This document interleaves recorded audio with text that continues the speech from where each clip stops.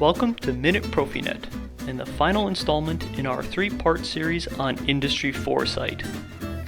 You cannot land a standard Profinet cable directly on an instrument that is located in a hazardous environment, where a spark might cause an explosion. This is not a limitation of Profinet, but of its physical layer, standard Ethernet. For this, we have the tried and true Profibus PA connectivity via proxies. However, there remains a desire to bring Ethernet to field devices. Enter Advanced Physical Layer. APL is designed to meet the needs of the process control industry. Both communication and power are sent over the same cable.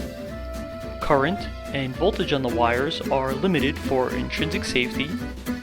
2 wires are used instead of Ethernet's traditional 4-wire cabling, and segments can exceed standard Ethernet's 100-meter limit. But APL only changes the physical layer. Other layers remain untouched, including the Profinet protocol. The architecture follows the familiar trunk and spur model with intrinsic safety verification similar to FISCO.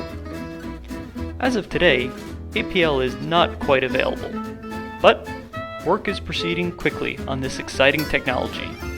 So, stay tuned and thanks for watching.